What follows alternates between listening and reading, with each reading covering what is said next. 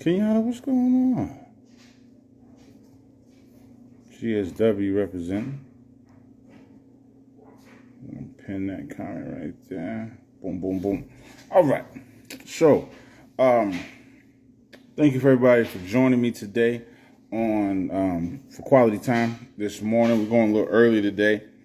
Today we're going to be talking to the author of a book called Ancient Futures, The Rise of Valentino Cruz. That's who we're going to talk to today. Good brother named Seven Studios is his Instagram name. We're going to talk to him. It's actually the first time I will be interviewing somebody that wrote a graphic novel, so I'm pretty excited about that. Hold on. I'm old. I still keep my sticker on my hat. I'm sorry. But you know how we always started off?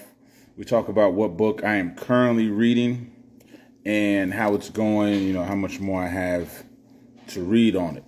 And I'm currently reading Who Fears Death by Nnedi Oral, an African author, Nnedi Okorafor. Now, this book is it's a little different than the books that I usually read, just because it's more of a straight fiction, kind of sci-fi fiction book that I'm trying to get into more.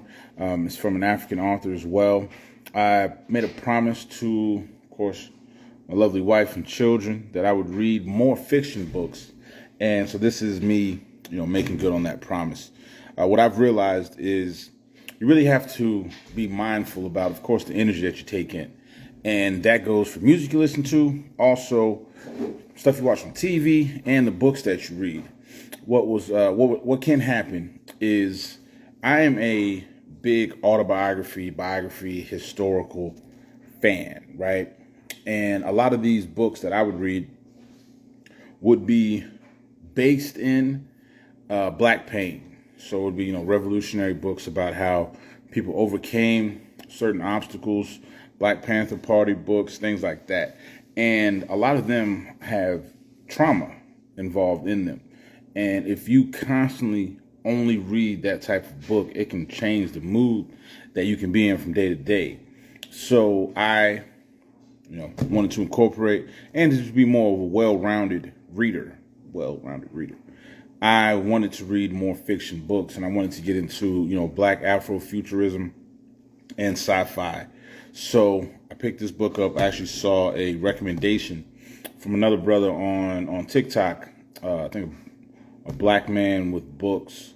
He said this book made him kind of check how he looked at life. So I looked it up, found it, and it's a really, really wonderful book. I'm on page 155. It's kind of a long read, but not really. It's about 419 pages. I discount that because of the size of the paperback. So 419 could really probably translate to probably 350, 360 on a full-length paperback book. So about 350 pages. I mean, it's an easy read. It's really imaginative. It's about a young girl. I don't want to give away too much of the story. But it's about a young girl in Africa who was conceived through rape. And in her African village, to be conceived through rape is a lifetime scar on her name, right, on her family. It's a mark of shame to be conceived through rape.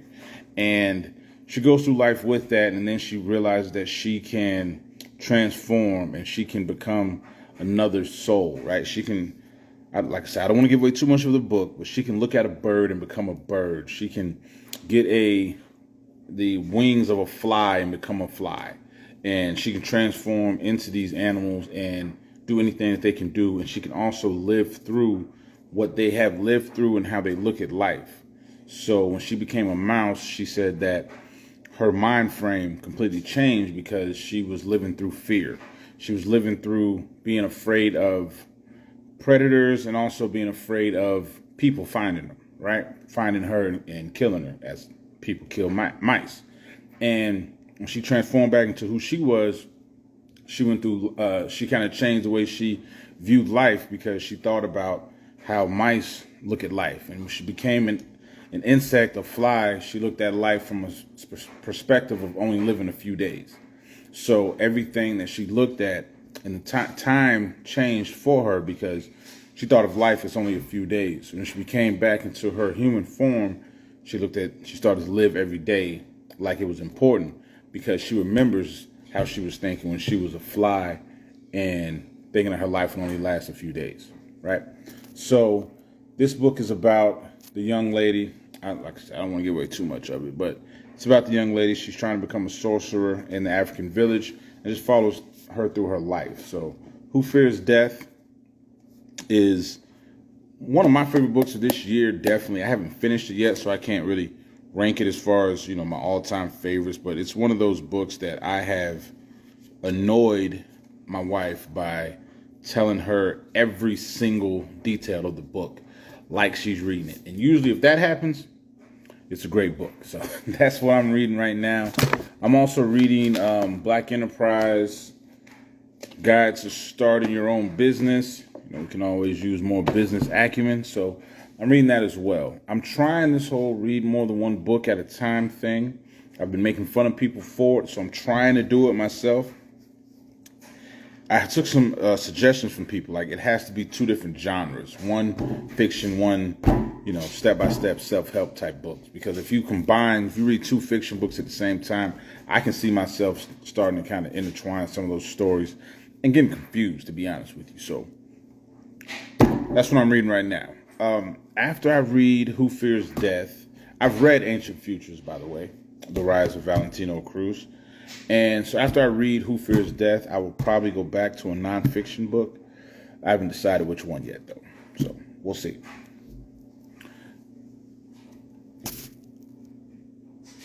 What is everybody else reading while we wait for my man to join us here?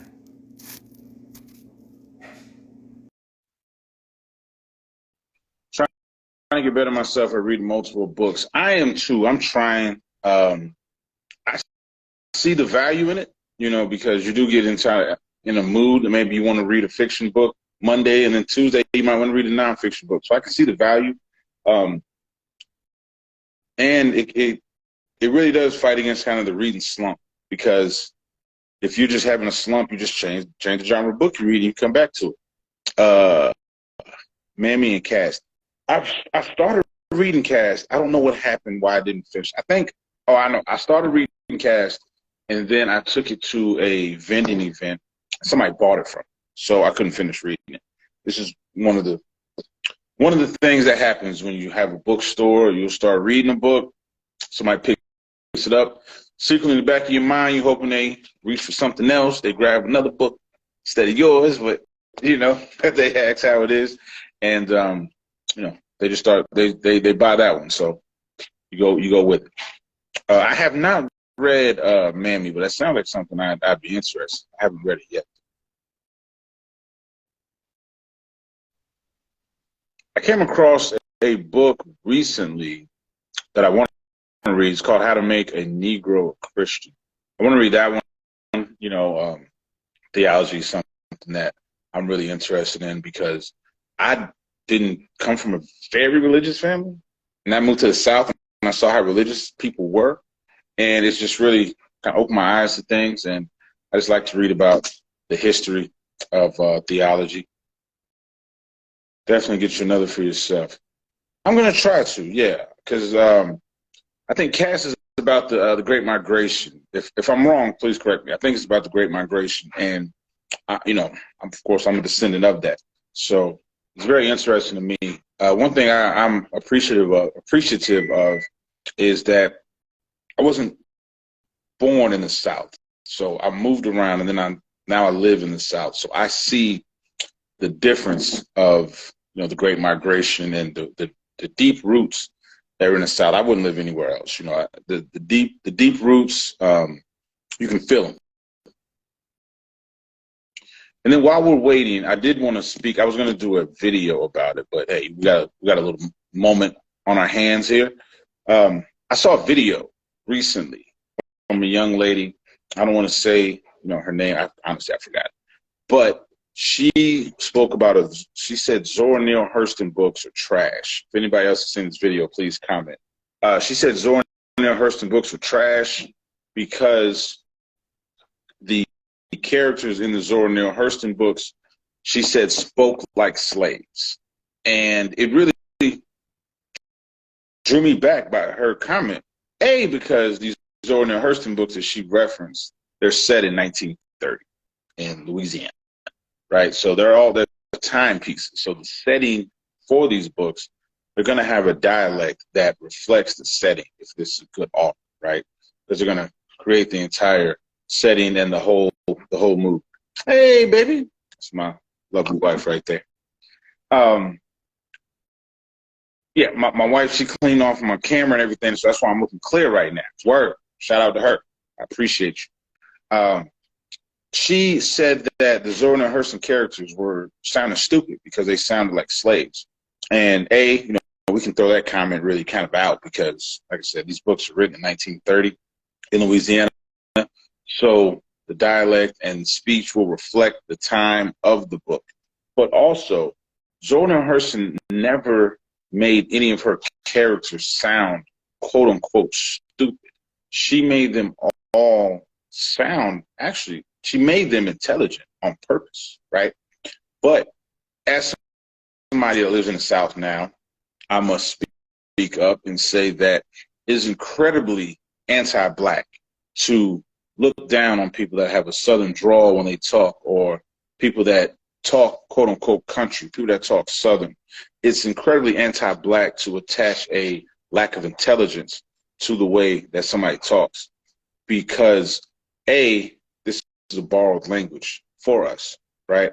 And B, that is a very whitewashed way of looking at intelligence, because somebody who speaks what they call, quote unquote, King's English does not make them more intelligent than somebody who speaks in a more colloquial Southern drawl, right?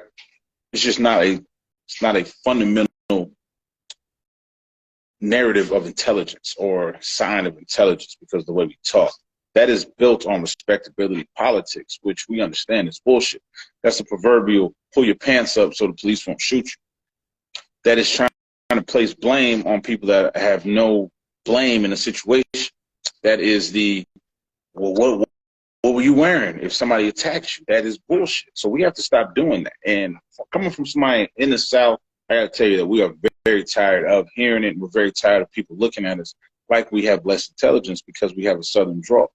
It's just dumb. And if that's how you think, then really you need to look into your definition of intelligence and understand that it's based in anti-Blackness. In other words, just go over there. That's my spiel for the day. I got to speak up for my country folks. It took me in, my wife country. So I ain't going to let y'all talk bad about country folks. I ain't going to let you do it. My children country. I'm a little country, you know what I'm saying? I'm waiting for some biscuits to get made right now. But, all right, so my man is here. Let's get him in here.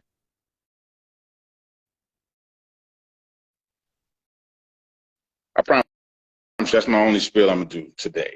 Maybe.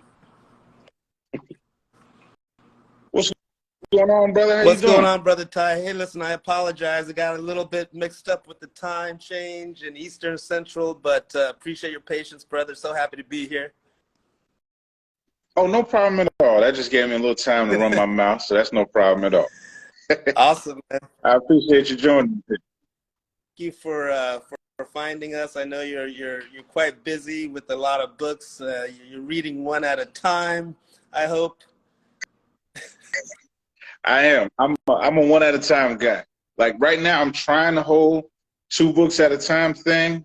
It's going really slow. I'm a one focus kind of guy. Yeah, I might need your counseling, because I think I try to do a few too many at a time, and then you don't really necessarily finish. Not that finishing always has to be the goal, right? Sometimes it's a process of getting a little bit from here, listening to that podcast, listening to that Audible, reading that book live. It kind of all ladders up into knowledge, I guess. It does. And like what happens to me, and like last year I had to realize I was kind of speed reading through books because certain number in my head that I was going to reach. And I said, I'll read, 20 books. People Yeah. have those stack of books that they've read during the year. So I said, okay, I'm going to read a certain amount of books. So I would sit down and I would go through pages so quickly. I would finish the book, but then, my wife or my kids or somebody would ask me how the book was. And I'm like, I don't know. It was okay because I was going through them so fast. I wasn't really digesting information. So this year I'm trying to slow down. I read one page 2-3 times if I need to, just so, like you said, finishing the book is important, and then retaining that information so that that you didn't, that you took what needed to be took from the book. Yeah, absolutely. And I see that you've been reading, you read fiction and nonfiction, but reading books like about the economy. I saw you read that book, and that kind of stuff. You kind of do need to kind of absorb the information and kind of really kind of learn something. Whereas in fiction, maybe you're just trying to catch up with who's who and paying attention to characters. But yeah, I guess you got to pay attention on both sides. Yeah, and like you said, with the books about business and economy and the business stock market type of books, a lot of that for me, I have to read it and then I have to go act on it. So I'll read something and I have to go look at it, so that way I can really understand it, so I can put it into action. I'll read it, I'll say, okay, this makes sense, and then I'll go maybe watch a podcast about it, watch the news about it. Then that way I can kind of connect those dots. Yeah, I actually saw a podcast by this really brilliant, like she was like a medical student or something, and she was talking about a methodology for how she studies. And she was saying it's not just the boring, I read a chapter in a book. She says, I first of all start off with something about the story or the fact that might interest me. Like if she was researching multiple sclerosis, she might look at a celebrity that had it and talked about it in their journey, and then get interested in it first. And then that provides the energy in order to go look at kind of your own curated kind of adventure, but not just boring, attacking the topic like some textbook is going to teach you. Find what's interesting and motivating to you to kind of give you the excitement to push forward and learn about it. Exactly. So like, you make that connection, and then through that connection, now you're interested in reading more about it. And then, like with fiction books, I'll give characters a voice. I'll start, when you read it, you start to kind of figure out who you like, who you don't like. And then that once you build that connection, it makes it easier to read through. Yeah, absolutely. Yeah. So we're here, of course, to talk about your book, Ancient Futures, The Rise of Valentino Cruz. If you can just kind of give us a brief introduction to yourself, and then we can get into some of these questions. Absolutely. Yeah. So again, excited to really be here and share time with all of you in the Black Book Club. My name is Stephen Seven White. Seven is my artist name. All seven, and we'll watch them fall. They stand in the way of love, and we will smoke them all, right? Prince.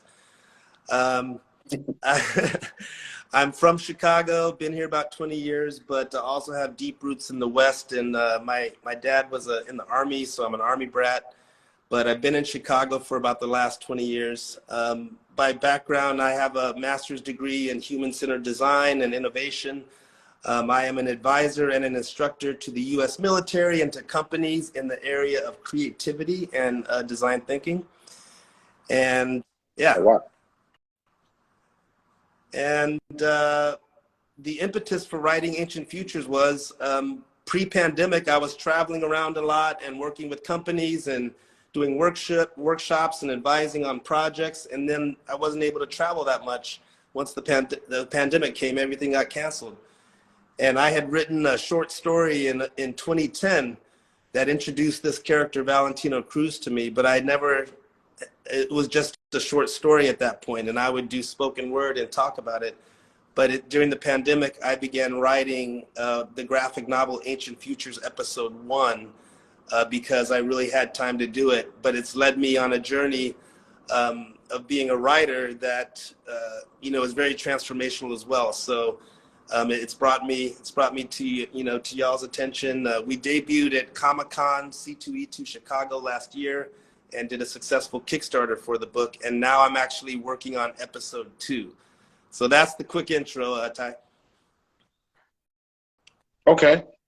So now, and I'm really interested in speaking with you because I was originally I was never really big into graphic novels until maybe 2 years ago, and then I started reading them, and they're amazing to me. So you're actually the first graphic novel author that I've spoken to. So I have a Sure, bunch of questions for absolutely. you. So how did you get into? I know you spoke about writing this book during the pandemic, but how did you get into writing?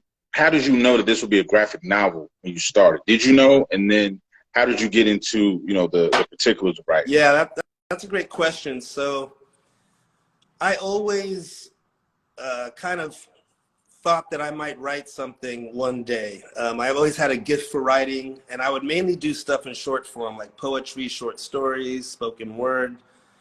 And I was really inspired by an anime series called The Afro Samurai. Oh By yeah, Yeah, you know about Afro Samurai, right? Okay. Takashi Mike and music by the RZA, which really gives it this excellent style.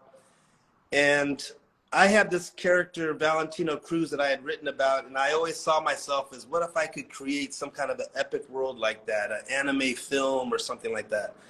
So I started, having notes and writing, and I went to a producer mentor that I was kind of asking advice for, and I said, I want to do a film, I want to do big anime. He said, focus on something that you can finish. Start with something that you think you can actually do, right? So I knew I couldn't probably start off by making it a film. So I said, well, I think I could probably write it as a comic book or a graphic novel. So the reason I decided to do it as a graphic novel is because I felt like that was something that I could complete. But I also thought, with the way that people's attention spans are these days, I thought that would be the most consumable way to do the story. I grew up reading like Lord of the Rings, Chronicles of Narnia, Jungle Book, like deep, heavy stuff, big books. But I just don't see people doing that as much now. So I thought it would be a little more approachable if I did it in the graphic novel style, and then I might even be able one day from there, translate it to a film or anime. okay.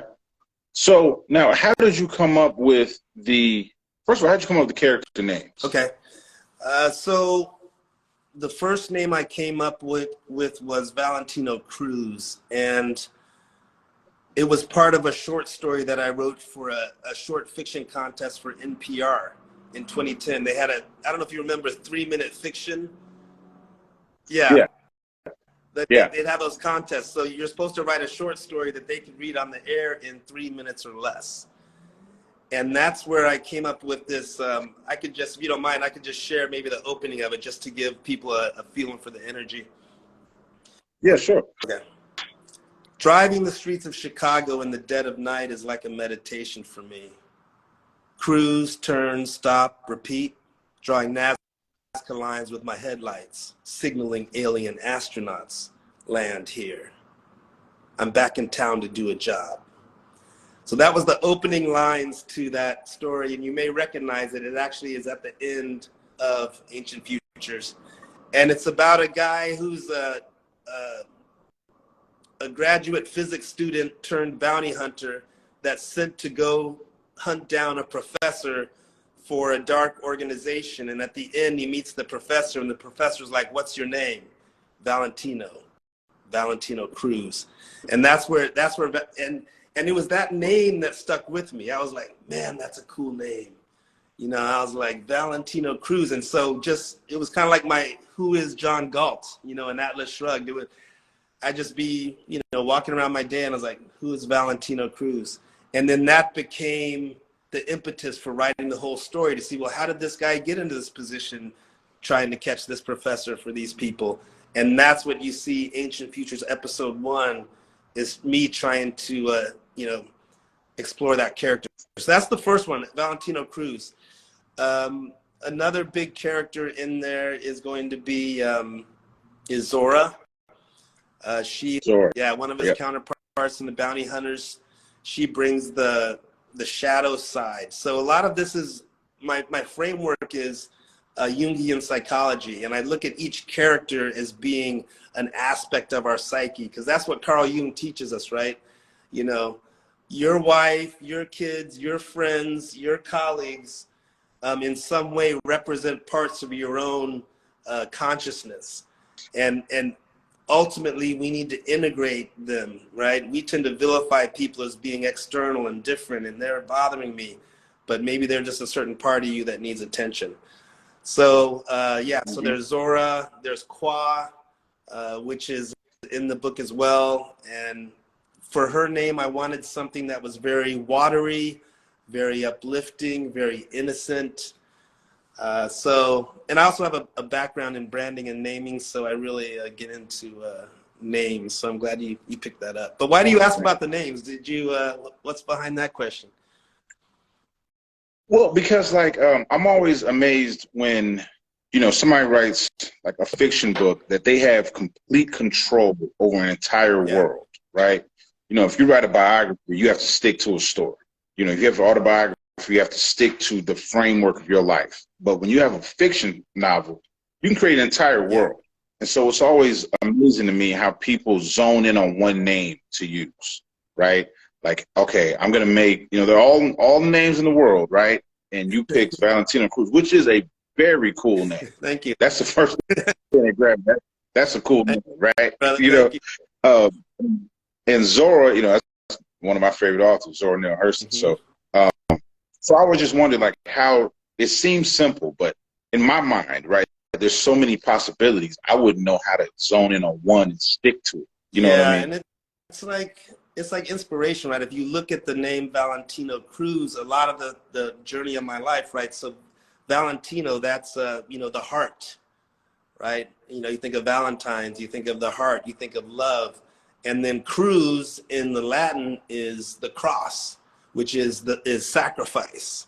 So even the name that you might come up with then teaches you more about the character. I wasn't thinking that when I first said it on a conscious level, but then if you look at the story, this is someone that's being pressed to follow their heart and make an ultimate sacrifice.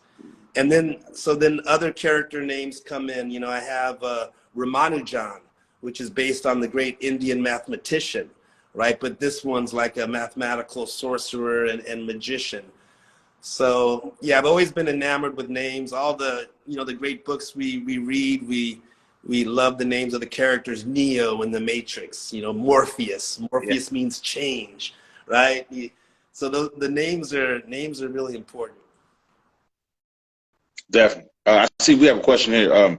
Do you try to live within each character as you write about them? Yeah, I do. It's like you're the creator, you're the father of all of these, and you give each of them a voice, but then they also inspire you. So I might be approaching something and say, you know what, I want to have that professor energy here because I want to be smart and I want to be witty.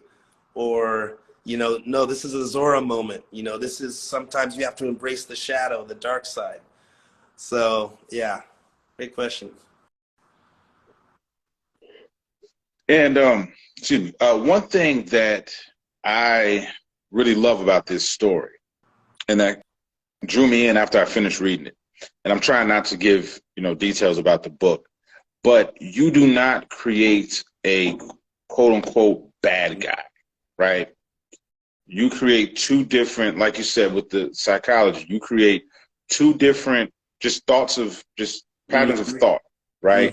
And not saying one is absolutely right. You're not having the big bad Thanos that just wants to kill everybody. You're creating two different levels of consciousness, and then you're saying, okay, these two just happen to clash in this moment.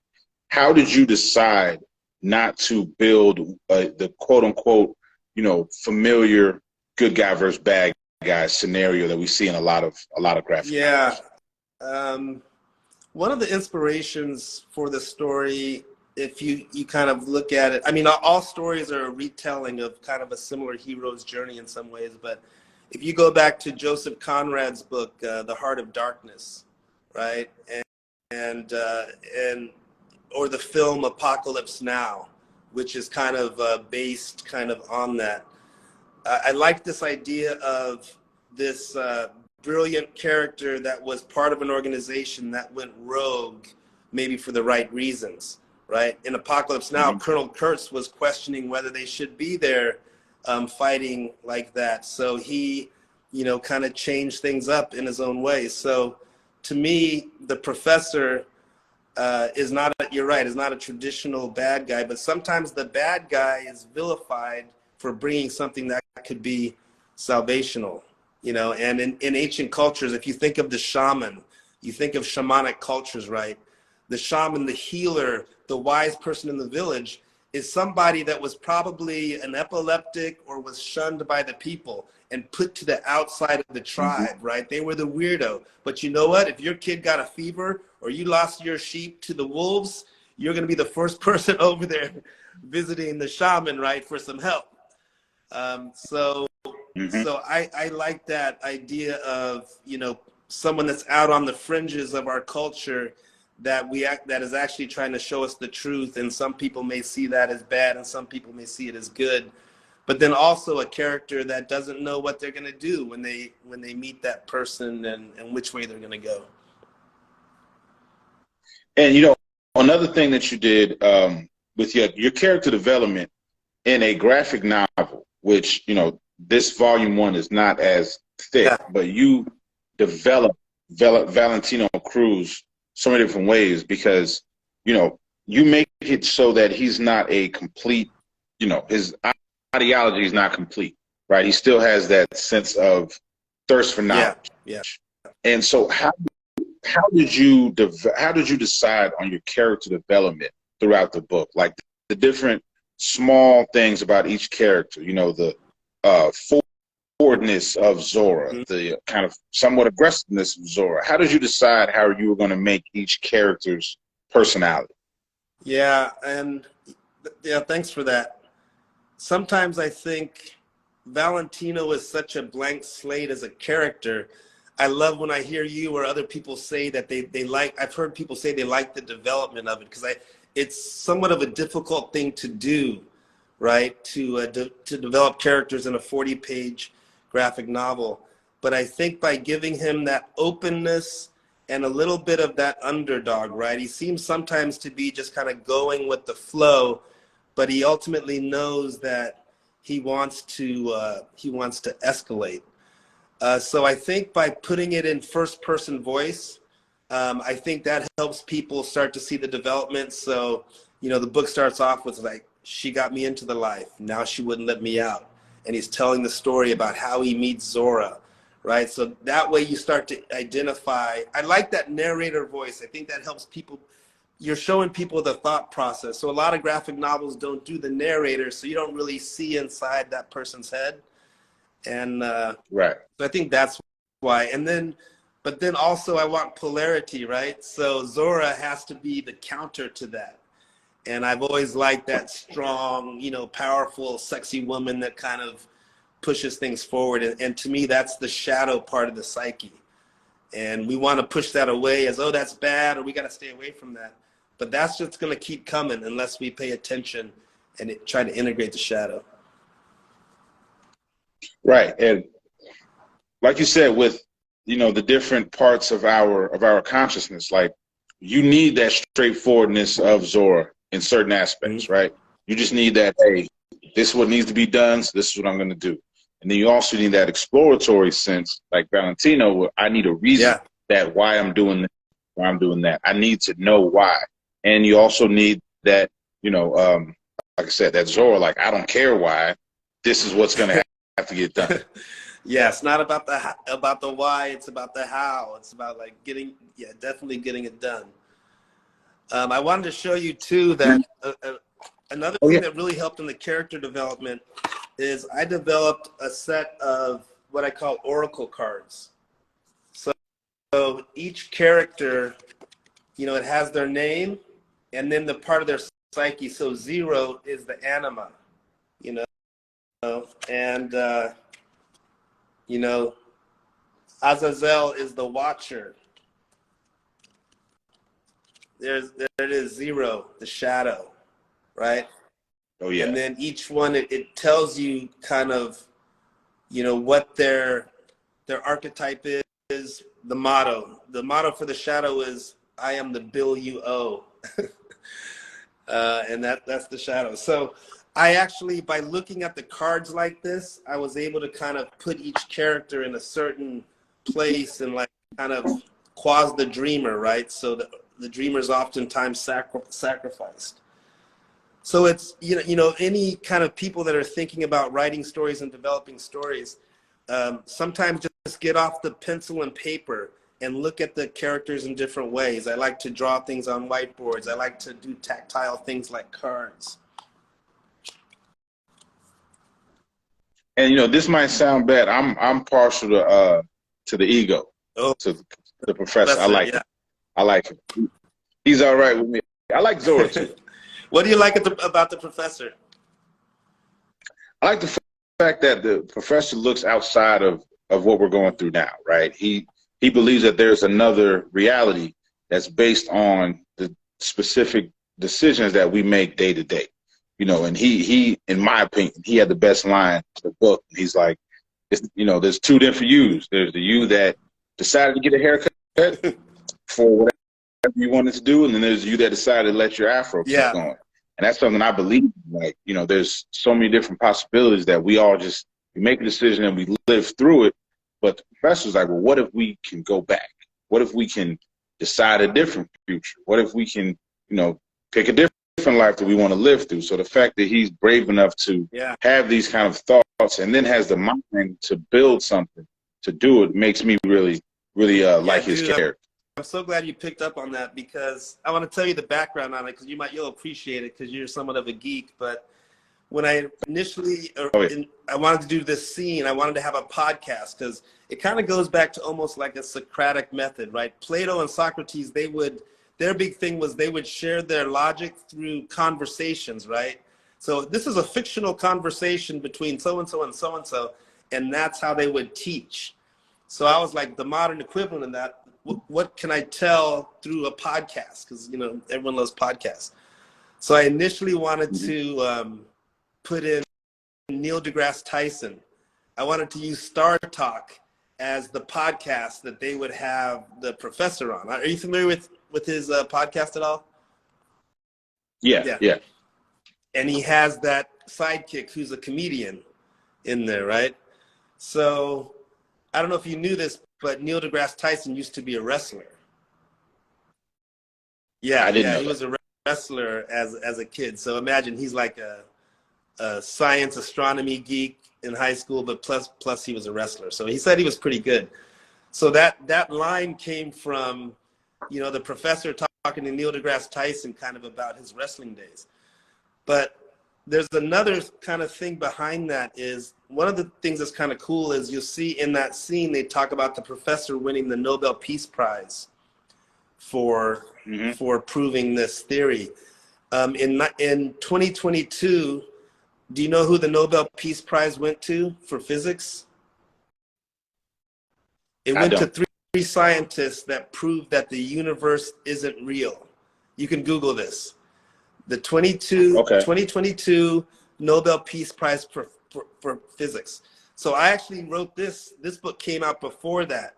So I kind of like, because I knew that this discovery was happening, and I was like, this is the biggest thing, like the universe isn't real. The matrix is real, and now it's been proven scientifically. So that's what I'm trying to bring forth, scientific concepts that a lot may not be on people's radar. But all these things that you're saying, like multiple personalities and parallel universes, these things are scientifically possible. They've been proven to be scientifically possible. And things like living in a simulation and 3D space-time really are just a construct of our minds, because reality is actually a lot deeper, you know, than this table and chair and this building you see. This is just a simplified construct because we couldn't process all the information that is really in our reality. Right. This is just what this is all we can take in. And sometimes it's too much. Yeah, even this is too much. And this is the simple version, man. You think you got it tough now. Wait. Exactly. Just imagine the possibility. Yeah, man. I kind of diving into, like you said, to the time and space continuum. Now, if you were to get this app, right, that the professor The is working on, dope life. what dope? Yeah, if you were to get the Dope Life app, and you can go back to any year, right, and what year would you go back to, and what kind of alternative possibilities would you explore? Wow. Well, it's actually not just a timeline thing, right? So the Dope Life app is taking you possibly to other realities and other dimensions. So I think I would try to get, okay, if I had to stay in our timeline, I think I'd probably go back to ancient Atlantis. You know, the first high civilizations. I think that's where I would go back to and Okay. kind of see what it was really like before the cataclysms, like the big floods of Noah in 12,500 BC and things like that. How about you? Where would you go? I guess it depends. If I'm able to take my current kind of frame of reference with me, I would probably go back to kind of the 60s in Oakland, California. Okay, all right. Just to be there at the kind of the ground level of the Black Panther Party being put together, and just seeing the genius activity of just people just walking into a home and just talking to each other. Yeah. Right, I would just be kind of a fly on the wall, and I would just be sitting there just trying to see how these concepts were brought up, because a lot of times I used to study about Dr. Huey Newton, and he would say we would just in a home, we'd have beers and we'd have books, and we'd just sit there and throw ideas at each other. So just to hear somebody come up with the thought of, let's have a free breakfast program. Let's transport people to have their, blood sugar checked, and let's do the energy that had to come off of that. I would want to be there, and just to warn people like, hey, there's some stuff coming your way that we really got to get aware of. Yeah. Like, any autobiography I read from the Black Panther Party, they say that they had no idea the level of opposition that they were dealing with. Like, they knew about police. They knew police in their uniform. They didn't know they would send people that looked like them undercover. They didn't know that they would send letters to people and write their name on it, and create a division, from just putting the undercovers there and then send a letter to Chicago saying it's from Huey P. Newton, and he has no idea what you're talking about because he didn't write it. So just to be able to say, hey, maybe it's bigger than what we think. Maybe the government is doing these things that we can't imagine. These are 19-year-old kids that just can't imagine it. So just being able to first be there and see the energy and the positive vibes that they were having, and then just to be able to warn people, hey, it's a lot more treacherous than we think. Yeah, I mean, that is a standard military psychological warfare approach, right? You infiltrate and then divide, right? So all the major civil rights movements, Martin Luther King, Malcolm X, all had an involvement from government agencies that were doing different things to infiltrate, and I mean, it's crazy. Yeah, like it's amazing. Like even things that we go through today in our communities. Like I remember I read a book about how they would drive through neighborhoods in third world countries. They would drive through at 3, 4 o'clock in the morning to break sleep cycles. Because if you break sleep cycles, you can increase the amount of, bad decisions. You create the rash decisions, the like I said, the rash decisions, and the untrustworthiness of people, because they haven't slept. They can't make sound decisions because they've been up all night. And you can see that in our neighborhoods now. They'll drive through neighborhood at 2, 3, 4 o'clock in the morning with the lights going off, not even looking for anybody. But doing that consistently makes people think that they live in a war zone. If you think you live in a war zone, you start to take some of the actions of somebody that lives in a war zone, and you start to kind of, humanize some of those activities that you might not have gotten into had you not thought that you lived in such a high violence area. Yeah. You start to be more paranoid because you're like, these cops are riding around here for something. And then as a kid, you start to imagine, you know, maybe Right. there's a mass murderer Right. down the street. Maybe there's so you get paranoid. And then you start to act out that paranoia. And, you know, they were doing that in these neighborhoods all the way to Yeah, the I 60s. mean, there is something about paranoia. I'm not sure where you live. I'm in Chicago, and you know, I live on the south side of Chicago, and I have friends that live in different places, and all they do is watch the news, and they're like, "Oh, watch out! Are you know worried about this carjacking, whatnot, what?" I have never, I've never really encountered any issues. I go everywhere, but some people just think that there is crime everywhere, and they're going to want to see that, and they're going to act accordingly. But yeah, so I think there is some mindset. Obviously, you have to be smart and everything, but yeah, I think there is a psychological component to you kind of see what you want, and you attract the things you fear in some ways. Yeah, you start to you create the situations, and then they manifest themselves in front of you. Because, like you said, you know, this is all imagined. So if you imagine something over and over again, you create it to happen. I'm not saying it's anybody's fault. I'm just saying that if you have that paranoia through life, there's a lot of times the things that you're afraid of it's created in front of your face. Yeah, and that's why, like you said, the mental. You know, I think you've been digging into mental health stuff too.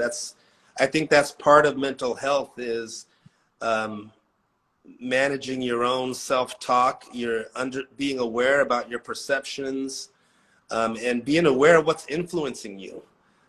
That's a great point you bring up. Sometimes you don't know the context you're living in, the physical context. What we're consuming on social media is a big mind conditioning thing that people don't think about, right? Exactly. You know, and just small stuff like, you know, the things you say to yourself. You know, if you keep telling yourself that you're a mess up, that you're a screw up, you're gonna screw something up because you're gonna try to make yourself right. You know, that's just how the mind works. Yeah. Mass hysteria, spoon fed to the brain. Exactly. That's what it is. But getting back to this book, because I know we can talk about that forever. Is this I know you said you started out doing kind of short stories, poetry format. Is this the first graphic novel that you've written? Yeah, this is my first graphic novel. Yeah, this is my first project, the first book I've written. Okay. And so what is the one main thing that you learned kind of during the process of writing a graphic novel that you might not have known when you started? Well, I would have to say that, you know, I put a lot of energy into writing things that I was really geeking out on, right? So I remember the first draft of this book, it was really all about ancient civilizations and how, you know, how warfare has been so important to humankind, and were we influenced by other powers that were pushing us for war and all these things. And it was more like almost like a history book, just putting things that I thought were interesting. And a friend of mine read it and gave me feedback and said, there's no story there. There's really like no person, no hero, no conflict.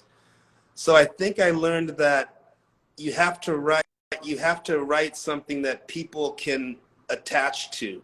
So there's some very common tools you have to use, like putting a conflict early on in the story is really important to catch people's attention, right?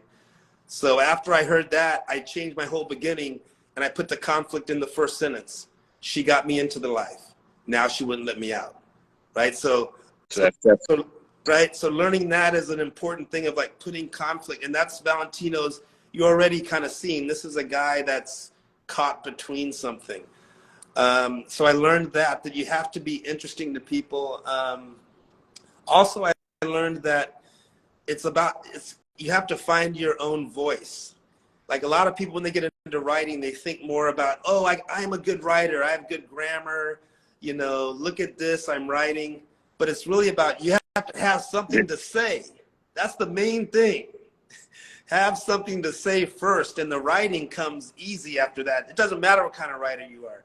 Once you have in your mind something to say, that's the point, right? So once I felt like I had things to say, I just more had fun with the writing. I could approach it from different ways. I can put it in a podcast format. I could put it in a poetry format. I could put it in narrative style.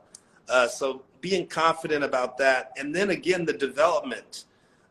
You know, they say, Malcolm Gladwell says it takes 10 years, you know, what is it, like 10,000 hours or something. That's usually about 10 years to master. Yep. 10,000. I told that I started writing that story, you know, 10 years ago, but I didn't tell you about the times that I would do it in spoken word in a poetry slam or at a yoga studio or with friends, or I would write notes about it. So people, we put a lot of time into stuff, and that counts.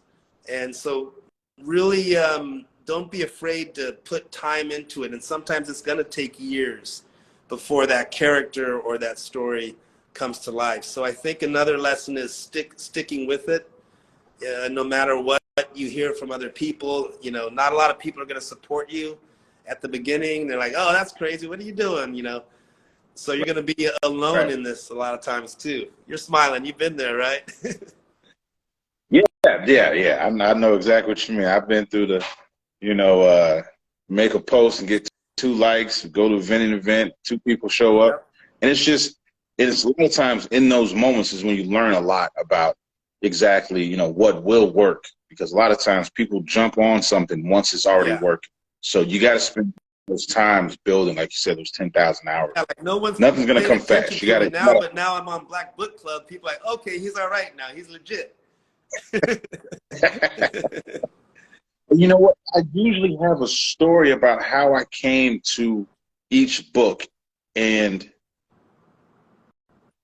honestly, I'm not sure. I was just doing a search. I saw Ancient Futures. I clicked on it. I was like, let me see what this is about. And the cover drew me in at first. And then the title, Ancient Futures, you know, that's something that I'm always kind of geeked out about. So I looked at your page. I started looking at some of the kind of storyboards that you had. I said, you know, this sounds like something that'd be really interesting. And then I just went on a whim and sent you a message like, hey, you know, would you want to talk about the book? And then I read the book, and I was like, "Oh, okay, yeah." I was telling my wife, I was like, "Yeah, this is gonna be a good one." No, listen, I really appreciate you reading the book and reaching out. And yeah, I don't get to talk to a lot of people and get direct feedback like this, so this is actually pretty fun for me. And again, I'm a first-time writer, so I'm really open to the journey of it, like just talking about the process. But I love to hear people tell me what they liked about the story and what they appreciate about it. So thank you so much for reading it. Oh, no problem. Like when I finished reading it, I was like, oh, he can go in about a million different ways. Yeah. I mean? I started thinking, okay, he can, like, you know, this can be chapter 200, because there's so many different possibilities once you get into that time, space, decision, atmosphere, and you can just really come up with whatever you want to come up with. So, like, what is the, not what direction, but how do you decide what direction you want to go? I know you say you're working on part 2. Like, how do you decide one and then work off of that? Or do you come up with a couple of different ideas and then just kind of go through the avenues? So what I did first was, when I did issue 1, I think the rough draft was about 80 pages. And Aaron and I, the artist, shout out Aaron McConnell, AMC2 on Instagram, amazing artist, and we can talk about that journey. But we talked about it. We said, you know what, this is too long, it's too laborious, we need to cut this down. So I did a cut that became, you know, that became issue 1. But I wasn't able to put a lot of the ancient stuff into it, right?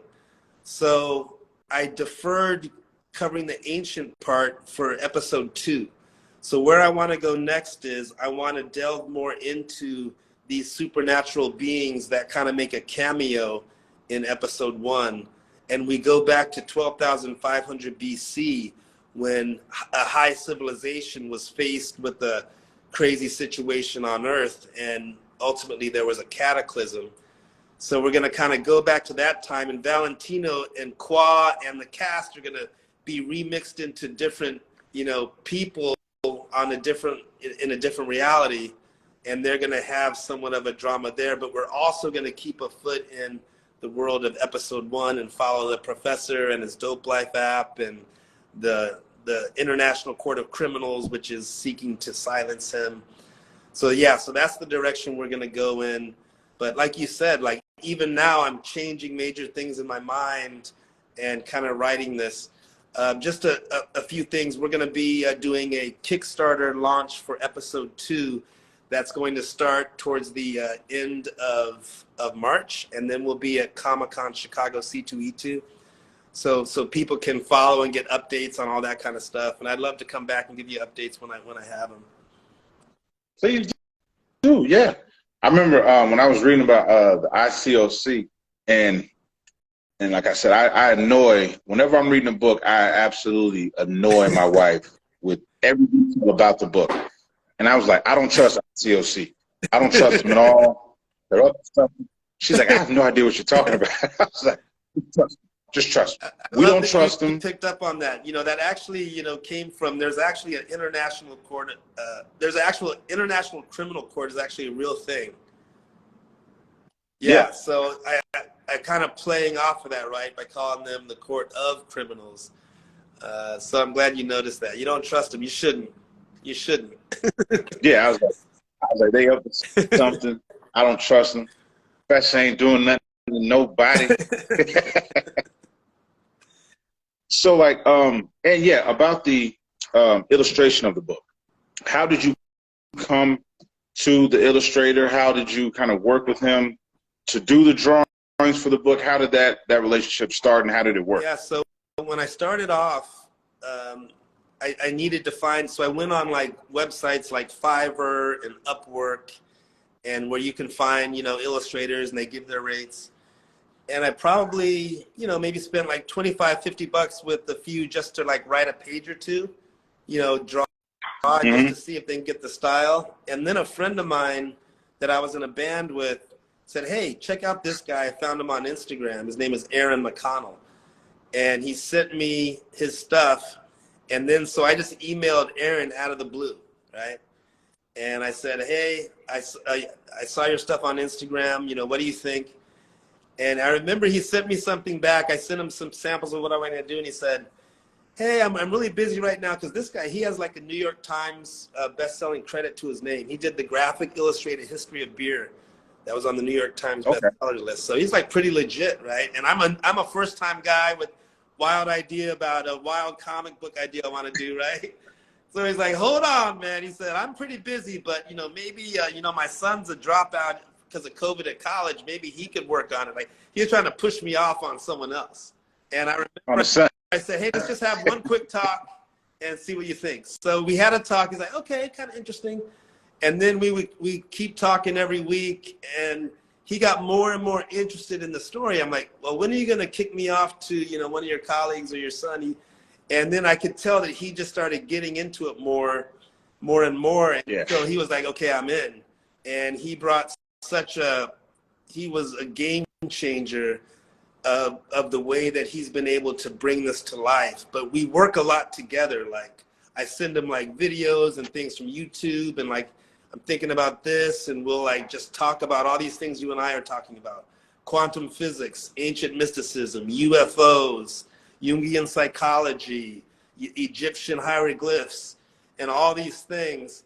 And it just became like this weird science club. And then it began to influence, and he became to have that style, which I think is truly on par with my great idol, you know, the Afro Samurai. I feel like it almost has that epic kind of feel of, I mean, that's what I'm happy to get to, right? Yeah, I think it does. Like I said, you know, I can't pretend to be the go-to person for graphic novels. You know, I'm like a lot of people. I got into graphic novels when Black Panther, right? And then but then I was into Afro Samurai too, and I just didn't understand. I didn't know the link between them. And I would watch Afro Samurai all the time when I was in college. And then I came back to the graphic novels, and that's when I really started to dive into them. I'm a lot more well-versed in them now than I was, but I can't you know, pretend to be the expert on them, but I know stories, Yeah. Yeah. right? I'm a book nerd. I know stories, and so and this story pulled me in immediately. Wow. I literally sat down. We were doing something. I think we were watching TV, and a commercial comes on. So I just I'm flipping through it, and then I don't know what else happened with the TV. I was just zoning on Wow. the story. You know, started to annoy the wife. I'm like, you know, something about this guy right here I don't like. I'll let you know in a second. I think you need Start to reading. bring I'm your like, wife yep. on as a character in this in your podcast, man. I think you guys could have a good like opposites and like, you know. I should.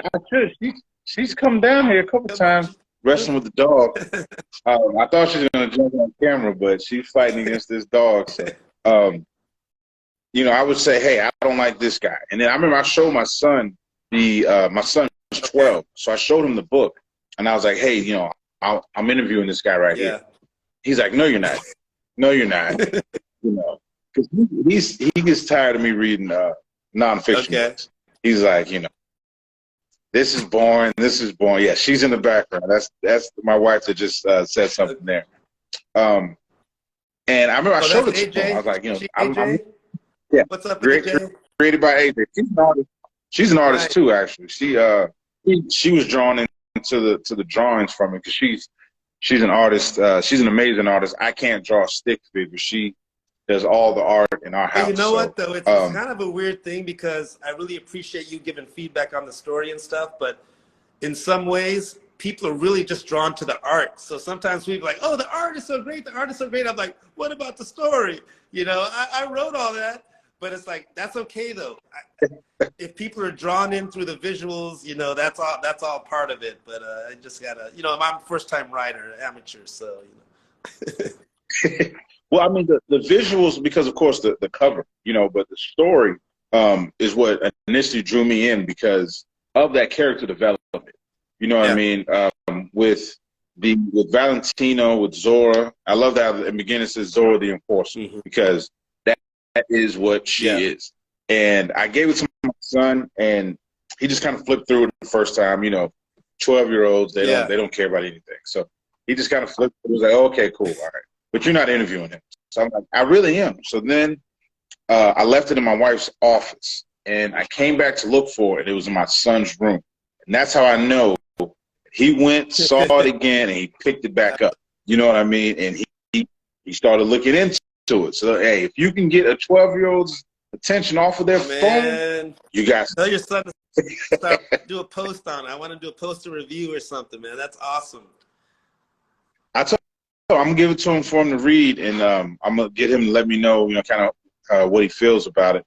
Because, like I said, hey, if you can get a 12-year-old to put a PlayStation controller down and put a phone down and read your work, you're on. Yeah, we might be because my girlfriend has young boys, teenagers, and it got their attention, and they kind of liked it too. So maybe we need to reach out to the teens. I think they need to get more excited because it does introduce you to, you know, science and cutting edge, you know, physics and stuff like that too. Which we all know is they all want to be physicists, you know.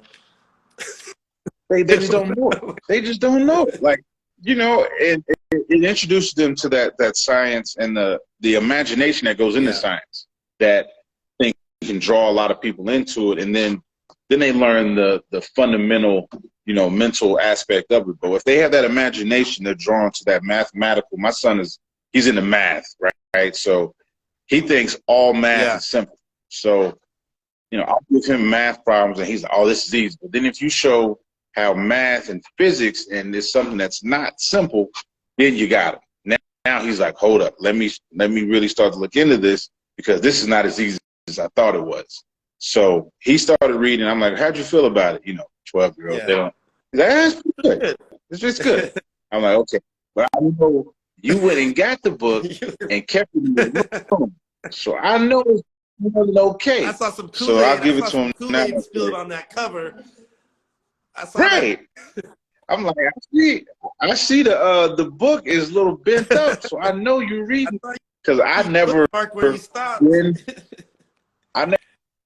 been the cover, so I know when it's bent. I know you bent it back and you were really reading it. So I'm gonna get him to read through it and do a review about it too. That's Because, great. like I said, I think this story is really great. I'm really in tune to how the next chapters are gonna go, the directions that they're gonna go in. And then when you told me how you're looking at chapter 2, I'm like, oh wow, okay. Now I'm even more zoned in, because now you're talking about going all the way back and showing, the different possibilities that this storyline presents.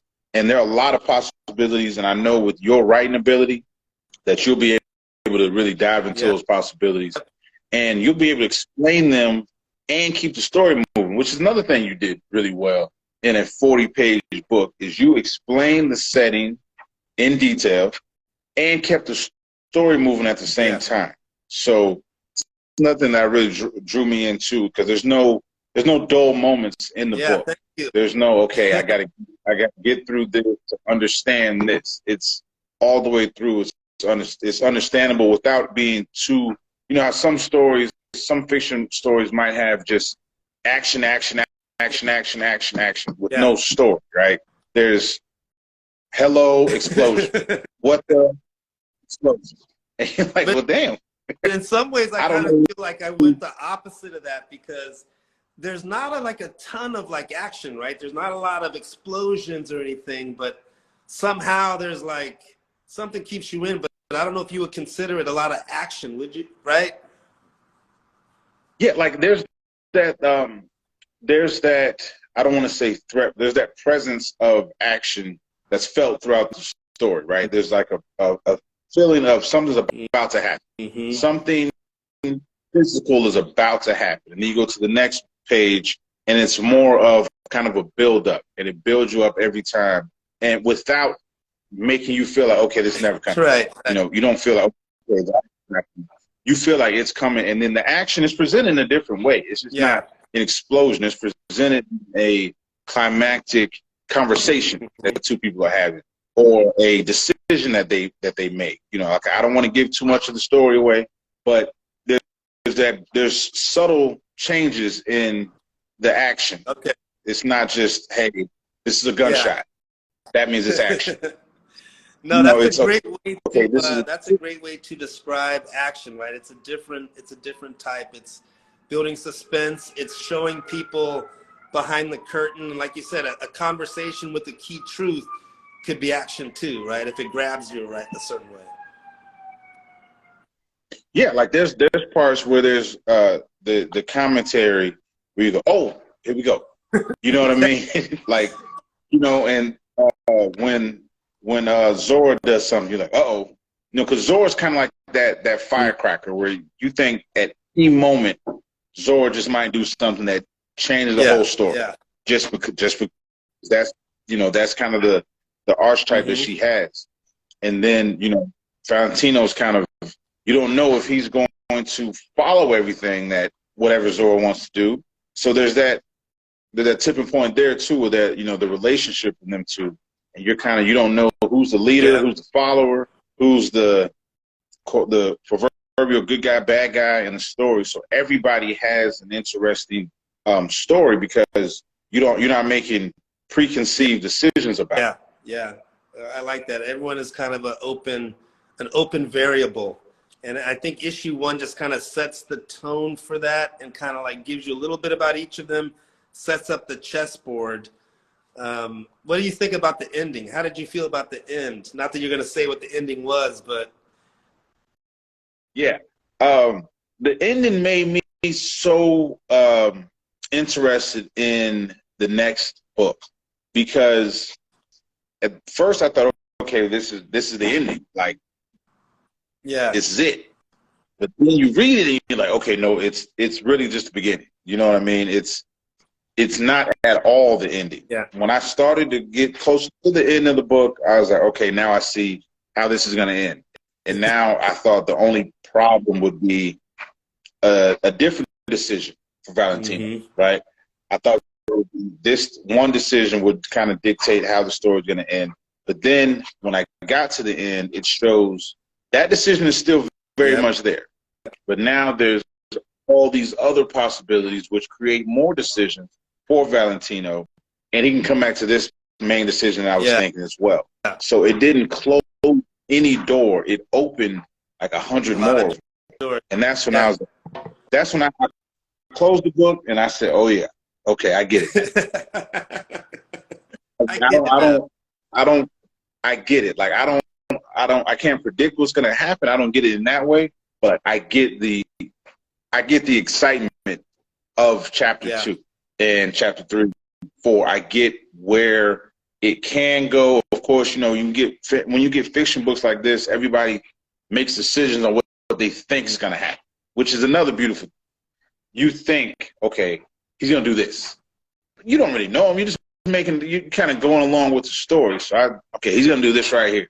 And when that decision didn't come to fruition, I was like, oh, okay, he can still do that, but he can do these other things as well. So now I didn't think about this possibility, and I didn't think about this. So now I'm really interested in chapter 2. And you know, anybody listen, I'm trying my hardest to dodge around telling you what's going to happen because I want you to read it, and then I want to be able to come back and for us to have a conversation after you've read it. I don't want to tell you what's going to happen. I hate when people do that to me. I don't want to do that to anybody else. So I want you all to go out, you know, get Ancient Futures, reach out to Steve about the book. Can you please let them know how they can find the book and how they can reach out to you to support you? Absolutely. Thanks, y'all. Thanks for sharing some time with us. I know we've seen some comments. That's awesome. I haven't seen a lot of them, but really appreciate y'all out there. So again, the name of the book is Ancient Futures, Episode 1, The Rise of Valentino Cruz. You can check it out on Instagram at ancientfutures.by7. That's ancientfutures.by7. Or you can go check out the trailer at my website, 7.studio, and that's just spelled out, SEVEN.studio. And you can check out the trailer, and actually you can buy books and merch there. I sell sets of Oracle cards. We got digital and physical copies of the book, and we got some really cool T-shirts. I wish I should have been wearing one today, but we got some super hot T-shirts too. All right, perfect. Yeah, I need some merch about my man, about the professor too. So I'm gonna go on that website, see what I can. We'll hook you up. We'll throw some extra goodies in your swag bag for you, bro. I appreciate it, brother. I appreciate you coming to join us today. Apparently, I've just been summoned by my 8-year-old to go play Scrabble. So I'll let you go. But please come back once chapter 2 is out. Come back and we can talk some more about it. Come back if you want to have people come back and talk about episode 1 and chop it up and just we can do that too. Reaction thing if you want. Yeah. So anybody who goes out and gets the book, please get in contact with me. By all means, if you have some people, I know you have people giving you feedback as well. Have them. Let's get in contact and let's set up another date. We can all conversate about the book and kind of give some live action reviews. I'm definitely interested in that. I'd love to share some of the process for episode 2, show some teasers. I've got a cover. I'll shoot you the working cover via email just so you can see the episode 2, what it's going to shaping up to look like. Definitely, send it over, and we'll schedule another conversation we can have, around the book, because I've been racking my brain trying to give answers without diving into the plot. So anybody who's read the book, I'd love to talk to them about it, so that way I don't give it away to them when I talk to them. Yeah, absolutely. All right, well, what a great opportunity. Thank you so much, brother. No problem. I appreciate you joining me, my man. I'll have my son reading this immediately, so he'll have some feedback as well. In there, young man.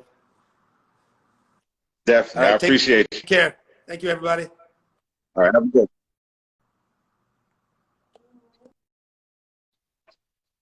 That was a great conversation. Like I said, this is a book that I would recommend to anybody. Ancient Futures, The Rise of Valentino Cruz.